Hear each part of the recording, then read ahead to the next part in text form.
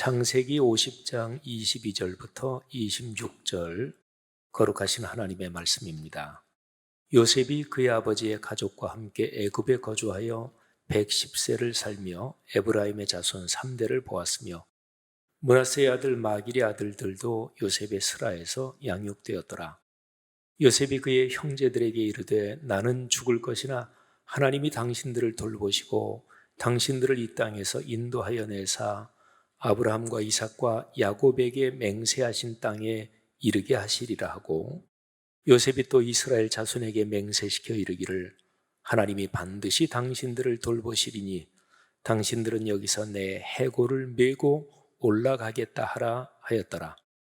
요셉이 110세의 죽음에 그들이 그의 몸에 향 재료를 넣고 애굽에서 입관하였더라. 아멘. 살아가는 21세기 우리의 환경이 여러모로 어수선합니다. 기후 위기, 이거는 그야말로 모든 사람이 발등에 등이고 또 우리의 피부에 와닿게 온 세계 기후가 완전히 엉켜 있습니다. 아주 더운 남유럽이나 미국 이런 데서는 더위가 40몇 도, 50도까지 올라가서 그리스에는 불이 엄청나게 번지고 있다고 하고, 또 어디에는 그야말로 주먹만한 우박이 떨어져서 비행기가 날다가 비행기가 파손될 정도로 그런 일도 생기고 있습니다. 전쟁은 우크라이나에서 계속되고 있고 전 세계 식량 문제를 비롯해서 경제는 지금 전 세계가 다 어렵습니다.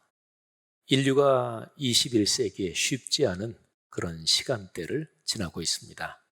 하나님께서 이런 상황 가운데서도 우리 성도 여러분들의 삶의 여정 지키시고 또 살피시고 보호하시기를 주의 이름으로 축원합니다. 인류 역사에 수많은 어려운 상황들이 있었지만 또 수없이 많은 변화가 있지만 그 가운데서 절대로 변하지 않고 어느 때도 꺾이지 않고 끊어지지 않고 계속해서 흐르는 중요한 굵은 흐름이 있습니다. 그게 바로 삼위일체 하나님의 뜻이고 그리고 하나님의 섭리라고 하고, 그리고 그거는 말씀을 통해서 계속해서 이어집니다. 여러분과 저는 그런 삼위일체 하나님의 섭리가 이어지는 그 흐름의 한가운데 오늘도 그 예배의 자리에 나와 있는 거예요. 하나님께서 여러분들에게 큰 은혜 주시고 축복을 주실 것입니다. 다시 한번 오늘 말씀에서 큰 복을 받으시기를 바랍니다. 창세기를 우리 교회가 말씀 묵상을 마쳤고 지난 금요일에 출애굽기로 넘어갔습니다. 창세기는 참 흥미로운 아주 흥미진진한 이야기의 진행이 계속되는 책이죠. 아마 성도 여러분들 누구나 할 거 없이 창세기 묵상하면서 많이 은혜 받으셨을 거예요. 저도 창세기 묵상을 쭉 하면서 여러모로 은혜를 받았고 이제 출애굽기로 넘어가면서 그러면서 창세기 출애굽기의 큰 흐름을 이렇게 머릿속에 생각을 했습니다. 안식월 휴가를 보내면서 그러면서 더 깊이 묵상할 수 있는 기회가 있었고요. 또 이런저런 말씀을 묵상하고 글을 쓸 일이 있어서 그러면서 쭉 묵상하는데 마음에 참 큰 감동이 밀려왔습니다. 그러면서 제게 생각이 든 것이 창세기 또 출애굽기로 이어지는 이 고대적의 이 모든 스토리 가운데는 사람 삶의 마지막이 수없이 많이 있었겠구나. 그리고 또 새로운 출발도 있구나 하는 생각을 가졌습니다. 오늘 제 설교의 제목이 신앙 선조들의 마지막과 시작. 이게 이제 제 설교 제목입니다. 신앙 선조들의 마지막. 특별히 창세기에는 1장부터 11장까지가 태고적 역사가 나오고요. 그리고 12장부터 50장까지는 4명의 신앙 선조들 얘기가 명확하게 기록이 되어 있습니다. 아브라함, 이삭, 야곱, 그리고 요셉이죠. 특별히 처음 세 사람은 성경에서 하나님을 부를 때, 그는 신약까지 다 마찬가지예요. 하나님을 부를 때 몇 가지 아주 중요한 표현이 있어요. 그 중에 아브라함의 하나님, 이삭의 하나님, 야곱의 하나님, 이런 표현이 있습니다. 그러니까 신앙의 태고적 그 세 사람 신앙의 선조들은 아주 중요한 인물이죠. 근데 거기에 창세기에 야곱의 11번째 아들 요셉까지 포함해서 이 네 분의 이야기가 기록이 되어 있습니다. 근데 특별히 오늘 저는 설교에서 야곱의 죽음, 그리고 요셉의 죽음, 그리고 그 뒤에 이어지는 장례, 거기하고 연관된 부분을 살펴보려고 그래요. 그러면서 한 사람 삶의 마지막에 대해서 이렇게 저렇게 묵상을 했습니다. 저는 목사로 살아가면서 많은 장례를 집전을 합니다. 근데 매번 집례하는 장례 때마다 그런 건 아니지만 어떤 장례를 이렇게 집례하면서는 굉장히 마음에 강하게 또는 깊게, 아, 그래, 사람의 삶에는 마지막이 있지. 또 목사로서 장례를 집례하는 나도 인생 여정 걸어가다가 언젠가는 내가 세상을 떠나고 어떤 목회자가 내 장례를 집례하겠지. 이런 생각이 굉장히 깊숙하게 들어올 때가 있습니다. 사람은 언제 자기 삶의 마지막을 진지하게 깊게 생각하게 될까요? 가장 자연스럽게는 인생 나이가 많이 드실수록 예를 들어서 70 중반 또는 80 중반을 넘어 이렇게 되면 아, 그래. 내가 언제까지 살지 모르지만 내 인생 여정이 그렇게 많이 남지 않았지. 이런 생각을 자연스럽게 하게 되겠죠. 저희 아버지 어머니는 천국 가셨고 저희 장인어른 장모님은 아직까지 고령이지만 건강 원만하게 계신데 참 감사하죠. 근데 벌써 한참 전이에요. 저희 장모님이 한번 그런 말씀하신 게 기억이 나요. 아유, 요즘은 이제 부엌 살림, 그릇이라든지 이런 거 사는 거는 이제 전혀 관심이 없다. 그러니까 연세가 드시니까 이제 여성 가정주부로서는 부엌 살림살이 이런 거에 대한 욕심이라고 표현해도 좋고, 어떤 거 좀 가지고 싶다 이런 생각이 있잖아요. 자연스러운 거죠. 남자는 남자대로 또 이런 거 가지고 싶다 그런 게 있고, 근데 어느 정도 나이가 드시니까 그런 건 전혀 관심이 없으시다는 거예요. 이제는 있는 것도 다 처분하고 정리해야 되는데, 사람은 나이가 들면 자기 삶의 마지막에 대해서 진지하게 생각합니다. 그 다음에 또 연세가 많진 않아도 갑자기 어떤 중환병에 덜컥 걸리면, 그러면 아유, 이러다가 내 삶이 끝나는 거 아닌가 하면서 삶의 마지막에 대해서 진지하게 생각하지요. 요즘은 옛날에 성인병이라고 했던 것이 30대든 40대든 가리지 않으니까 어떤 나이가 되든 좀 심한 병에 걸리면 그럴 때가 있고, 또 사람에 따라서 상황은 다르지만 나이가 많이 든 것도 아니고 무슨 병에 걸린 것도 아니지만 어떤 상황 때문에 갑자기 인생이 도대체 뭐지? 내가 사람으로 산다는 게 어떤 의미가 있지? 그러면서 흔히 표현하는 철학적인 또는 인생의 본질적인 문제에 대해서 갑자기 또 생각하게 되는 때가 있잖아요. 왜 사는 거지? 그러면서 그런 생각을 할 때는 그래, 사람은 살다가 언젠가는 이 신체의 생명이 끝나지.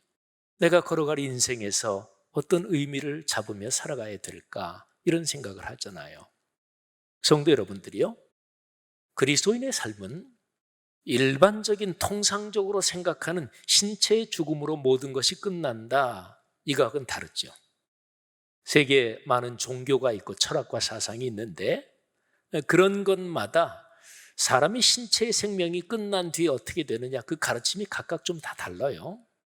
근데 우리 기독교의 가르침은 신체의 생명은 모든 것이 끝장나는 것이 아니다. 이게 이제 성경의 가르침이잖아요. 신체의 생명이 끝나면 그거는 영원한 삶의 문을 열고 들어가는 그거라고 성경은 얘기를 하잖아요. 그렇다면 내 삶의 마지막은 아닌 거죠. 그죠? 그 다음에 또 하나 중요한 게 있습니다. 여러분, 사람은 살면서 내가 잘 되고 내가 행복하면 기쁩니다. 그런데 조금만 가만히 생각해 보면 내가 잘 되고 내가 행복한 것보다 더 기쁜 게 있어요. 내가 아주 사랑하는 어떤 사람, 사랑하는 대상, 그 사람이 잘 되고 그 사람이 행복하면 내가 잘 되고 내가 행복한 것보다 더 기쁘기도 합니다. 뭐 그냥 예를 들면 아들, 딸, 손자, 손녀 잘 되면 부모로서 조부모로서 내가 잘 되는 것보다 더 기쁘기도 하잖아요. 그리고 또 혈통적인 내리사랑 이런 대상만이 아니고요. 뭐 평생 교직에 계셨던 분들은 뭐 교직의 보람과 기쁨은 제자들 아니겠어요? 제자들이 잘 되는 거 보면 너무나 기쁘잖아요. 또 우리가 말씀삼 공동체 성락성결교에서 살아가는데 이 공동체에서 신앙의 후배들 또는 다음 세대들이 잘 되는 거 보면 너무나 기쁘잖아요. 이제 그런 거죠. 그러니까 혈통적으로 내리사랑의 대상인 내가 사랑하는 그들이 잘 되는 걸 보면 내가 잘 되는 것보다 더 기쁘고요. 또 혈통적인 내리사랑만이 아니라 신앙의 흐름으로 내가 사랑하는 신앙의 후배들이 잘 되는 걸 보면 더 기쁘기도 합니다. 여러분, 그리스도인의 삶에서 신체의 죽음, 이 마지막은 이 두 가지 때문에 끝나는 게 아닙니다. 새롭게 시작되는 거지요. 여러분, 삶의 마지막은 언제나 새로운 시작하고 맞물려 있다, 이렇게 볼 수가 있죠. 저는 창세기 말씀을 묵상하면서 이게 너무나 명백하구나, 그런 거를 깨닫게 되고, 그러면서 참 좋다, 이 말씀 가지고 안식월 휴가 끝나고 첫 설교를 해야 되겠구나 생각을 했어요. 자, 야곱의 죽음, 거기부터 시작합니다. 야곱이 언제쯤 죽음을 맞이했을까요? 그거를 이 연대기를 쭉 계산해서 정확하게 연대를 특정할 수가 있을까요? 이건 쉽진 않아요. 그런데 여러 가지 연대, 구약에서는 특별히 출애굽 연대는 여러 가지 역사적인 사건이나 성경의 기록이나 사료 등을 통해서 대략 확정할 수가 있어요. 그래서 거기를 기준으로 삼고 이렇게 저렇게 계산한 그 연대를 제가 말씀을 드릴게요. 뭐 대략적인 거지만 오늘 설교에서는 그냥 확정적으로 표현을 하겠습니다. 주전 1745년쯤에 야곱이 죽습니다. 그러니까 지금 2023년이니까 여기에다가 1745년을 더하면 돼요. 그러면 뭐 거의 4,000년 전이지요. 창세기 49장 29절부터 31절에 야곱이 죽는 장면이 기록이 되어 있습니다. 자, 야곱이 죽을 때 그 아들들에게 이렇게 얘기합니다. 내가 내 조상들에게 돌아간다. 나를 햇사람 에브론의 밭에 있는 굴에 우리 선조와 함께 장사해달라. 여러분, 야곱이 명확하게 나를 어디에 묻어달라 얘기해요. 그런데 야곱은 지금 애굽 땅에 살고 있거든요. 아들 요셉이 애굽의 총리고. 그런데 야곱이 나 죽으면 애굽 땅에 묻지 말고 가나안 땅에 묻어달라. 그런데 정확하게 햇사람 에브론의 밭에 있는 굴, 그 앞에 있는 밭되기까지 거기를 이게 아브라함이 산 거예요. 그러니까 이 가문의 땅이지요. 그런데 거기에 아브라함과 그의 아내 사라가 거기 묻혀 있고 이삭과 그의 아내 리브가가 거기 묻혀 있고 그리고 나도 내 부인 레아를 거기에 묻어놨다. 장사했다. 나를 거기에 묻어달라. 여러분, 신앙의 선조 아브라함, 이삭, 야곱 이렇게 얘기하면 그러면 야곱은 부인이 넷이에요. 근데 넷 중에서 가장 사랑한 부인은 라헬입니다. 그런데 영적인 법통으로는 레아, 이 여인이 거기에 같이 묻혀 있어요. 아무튼 자, 그런데요, 이 야곱이 이렇게 유언을 하는데 그 아들들이 그 유언대로 장례를 어떻게 치렀을까요? 자, 한 구절 더 볼까요? 창세기 50장 12절부터 13절. 자, 야곱의 아들들이 아버지가 그들에게 명령한 대로 그를 위해 따라 행하여 그를 가나안 땅으로 메어다가 마므레 앞 막벨라 밭굴에 장사하였으니. 자, 아들들 중에서 당연히 요셉이 장례를 아마 주관했을 거예요. 애굽의 총리였고, 그리고 여러분 혹시나 그림이나 뭐 영화나 또는 실제로 박물관에서 이집트의 미이라 이거 보신 적 기억나시죠? 근데 아버지 야곱은 이 요셉이 애굽의 총리로서 미라로 그렇게 장례를 치릅니다. 그러니까 이게 최고의 애굽의 왕족들만 하는, 그렇게 이거는 아들 덕분이지요. 그렇게 해서 미이라 시신 처리를 하고 정성을 다해서 그거를 가나안 땅으로 메고 갑니다. 요셉이 바로 애굽의 왕한테 보고를 하지요. 아버지가 이런 유언을 남겼습니다. 가나안 땅에 좀 장례를 치르러 다녀와도 되겠습니까? 그 바로가 아유 그래라. 그래서 많은 가족들하고 그리고 애굽의 군사들이 딱 호위하고 아주 대대적인 장례를 치러서 가나안 땅에 장례를 마칩니다. 자, 그로부터 54년이 지납니다. 아버지가 죽고 나서 요셉이 54년을 더 살아요. 그러면 주전 1690년이 됩니다. 창세기 50장 25절부터 26절에 세상을 떠나면서 아주 각별하게 굉장히 강조해서 유언을 하나 남깁니다. 나는 여기서 애굽 땅에서 죽는데 나중에 우리 민족이 애굽에서 나가서 약속의 땅으로 들어간다. 하나님이 말씀하셨다. 근데 그때에 언제가 될지는 모르지만 내 해골, 유골을 메고 올라가게 그렇게 맹세를 해라. 아예 요셉이 맹세를 시켜요. 요셉은 애굽의 총리였으니까 자기 11명의 형제들 사이에서도 비교가 안 되게 막강한 영향력을 가지고 있었고, 그렇게 맹세를 시키면서 이제 요셉이 110세에 세상을 떠납니다. 요셉도 당연히 미이라처럼 그렇게 미이라 처리가 돼서 아주 정성을 다해서, 근데 요셉은 애굽의 총리니까 애굽 총리의 그 장례를 가나안 땅으로 가서 치를 수는 없죠. 애굽 땅, 보통 파라오들은 이 피라미드를 하고 거기에 시신이 보관이 되는데 요셉은 거기까지는 아니었겠지만 어쨌든 잘 그렇게 시신 처리해서 장례를 다 마칩니다. 자, 그런데 중요한 게 있습니다. 아버지 야곱이 54년 전에 세상을 떠나기 전에 12명의 모든 아들들에게 유언도 남기고 또 축복도 하고 또 못되게 산 아들들에게는 아주 굉장한 엄한 훈계 또는 저주의 말까지 해요. 그런데 그때에 이 가장 사랑한 아들 요셉에게 각별하게 선물을 줍니다. 창세기 48장 22절에 이런 기록이 있습니다. 요셉아, 내가 너한테 내 형제보다 세겜 땅을 더 준다.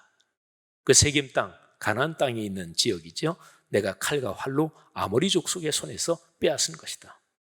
여러분의 아버지 야곱은 세상을 떠나면서 그 아들 요셉, 참으로 각별하게 사랑했던 그 아들에게 세겜 땅을 각별하게 더 유산으로 물려줍니다. 자, 아무튼 이렇게 요셉이 세상을 떠나요.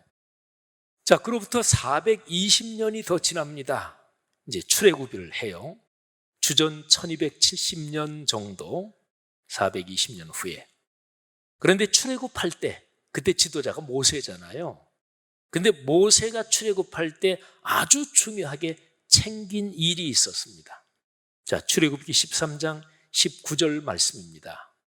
출애굽하는데 모세가 요셉의 유고를 가졌으니, 이는 요셉이 이스라엘 자손으로 단단히 맹세하게 하여 이르기를 하나님이 반드시 너희를 찾아오시리니 너희는 내 유고를 여기서 가지고 나가라 하였습니다. 여러분, 근데 이거를 생각해 보면 상당히 놀랍습니다. 그러니까 요셉이 죽고 나서 400년이 흐르는 중에 요셉의 유언이 계속해서 그 자손들에게 철저하게 이어진 거예요. 잊어버릴 수도 있잖아요. 근데 400년 동안 요셉의 각별한 그 유언, 그게 계속해서 이어졌고, 모세가 이스라엘 백성들을 이끌고 애굽을 떠나는데 거기에 그래, 우리의 선조 요셉의 유언대로 요셉의 유고를 챙겨야 된다. 그것부터 챙기고 그래서 출애굽을 합니다. 자, 출애굽을 하고 나서 70년 후, 그러니까 광야 생활 40년 하잖아요.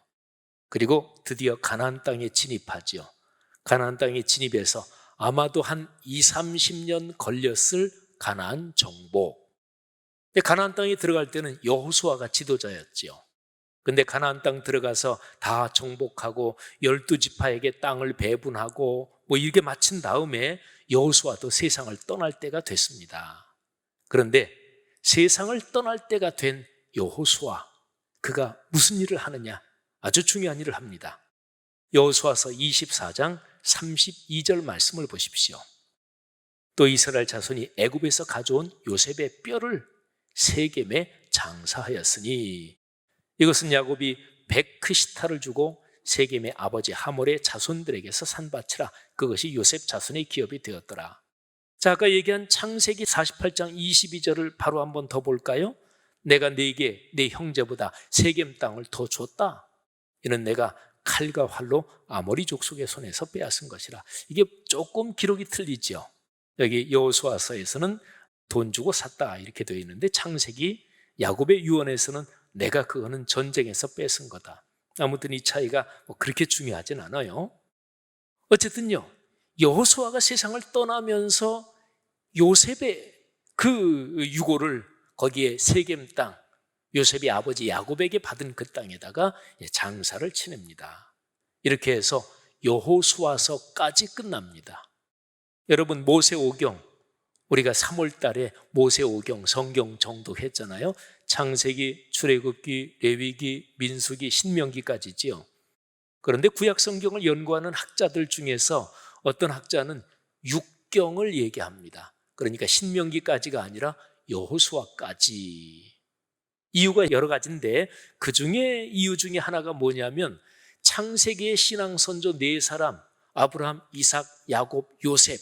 근데 이 요셉의 죽음, 그게 마무리되는 시점, 가나안 땅 정복까지 완료되는 시점이 여호수아에서 끝나거든요. 자, 여러분, 우리가 550년 정도의 역사를 쭉 살펴본 거예요. 자, 짧은 시간에. 근데 제가 이런 생각을 했어요. 그 550년 동안 얼마나 많은 마지막 장면들이 있었을까? 야곱과 요셉의 죽음만 살펴봤습니다만은 야곱의 12아들들 또는 거기에 수많은 사람들이 세상을 떠나고 또 아이가 태어나고 그랬을 거 아니겠어요?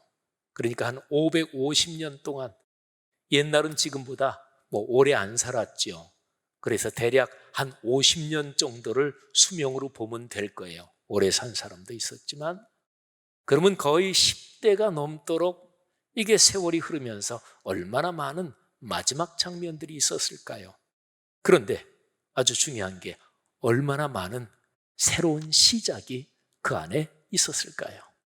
새로운 아이가 탄생하고 그 아이가 자라가고 젊은이들이 꿈을 꾸고 또 서로 사랑하고 가정을 이루면서 또 아이를 낳고, 얼마나 많은 새로운 시작들, 희망과 가슴 설레는 그런 장면들이 있었을까요? 여러분 생각해 보세요. 이 두 가지는 겹칩니다. 인류 역사에서 마지막과 시작은 언제나 맞물려 있어요. 그리고 특별히 신앙을 가진 사람한테 신체의 생명이 끝나는 마지막은 완전히 끝나는 게 아닙니다. 그거는 새로운 시작하고 연결이 됩니다. 자, 말씀드린 대로 두 가지 때문에 그래요. 첫 번째, 우리의 신체의 생명이 끝나면 그 다음에는 영원한 생명의 나라로 들어갑니다. 성도 여러분들이요, 이 영생의 신앙 굳게 확신하기를 주의 이름으로 축원합니다. 그렇습니다. 나이 드신 뿐만이 아닙니다. 젊은 사람들도 그래, 내가 그리스도인으로 걸어가는 삶의 여정에서 신체의 생명이 언젠가는 끝날 텐데, 그런데 그거는 인간적으로 다 두렵기도 하고 아쉽기도 하고 걱정스럽기도 하고 그거야 누구에게나 마찬가지겠지요. 그런데 적어도 영생의 신앙, 영원한 천국의 소망을 가진 사람은 뭔가 다르겠죠. 그리고 하나님이 힘을 주실 것입니다. 그래서 그리스도인 중에서는 마지막 임종이 가까워오는 시간, 그리고 임종하는 그 순간까지 진짜로 아름다운 분들이 많이 있습니다. 여러분들 그러시기를 바랍니다. 저도 그렇게 되기를 간절히 바랍니다. 나중에 나이가 더 많이 들면서 젊은 세대들, 후배들이 볼 때 아유, 지 목사님은 연세가 드셔도 참 진짜 아름답고 멋지다. 어쩌면 저렇게 평화로울 수 있나. 그리고 마지막 임종의 순간에 많은 신앙의 선배들이 그랬던 것처럼 그 임종으로 예수 그리스도를 증언하고 영원한 천국으로 들어갈 수 있기를. 사랑하신 여러분, 그런 기도는 미리 하셔야 돼요.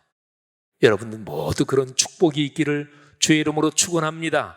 그 다음에 또 하나 아주 중요한 거, 여러분들의 내리사랑의 대상들, 아들, 딸, 손녀, 손자, 후손들이 잘 되는 것을 보면서 인생 여정을 걸어가시고, 여러분들이 세상을 떠날 때 하나님이 보내주신 인생 소풍 잘 멋지게 보냈습니다. 하나님, 제가 세상에 살면서 남긴 후손들이 멋지게 또 시작을 하고 그렇게 걸어가도록 그렇게 축복하시니 감사합니다. 계속해서 그 축복을 주옵소서. 이 감사를 가지시기를 바랍니다. 그리고 우리 말씀삼 공동체 성락성결교회 신앙의 후배들, 여러분이 인생 걸어가면서 사회적으로 만난 여러 사랑하는 후배들, 그 사람들이 새로운 시작을 경험하고 또 가슴 설레는 마음으로 인생길을 걸어가는 걸 보면서, 그래, 내가 그래도 잘 살았지. 나 때문에 그렇게 힘을 얻고, 나 때문에 격려를 받고, 그리고 나 때문에 이 삶의 어려움을 극복하고 희망과 설렘을 갖고 다시 일어서는 저 후배들이 있으니 내가 이 정도면 참 하나님께 감사하게 인생 잘 살았어. 그런 축복이 여러분 모두에게 있기를 주의 이름으로 축원합니다.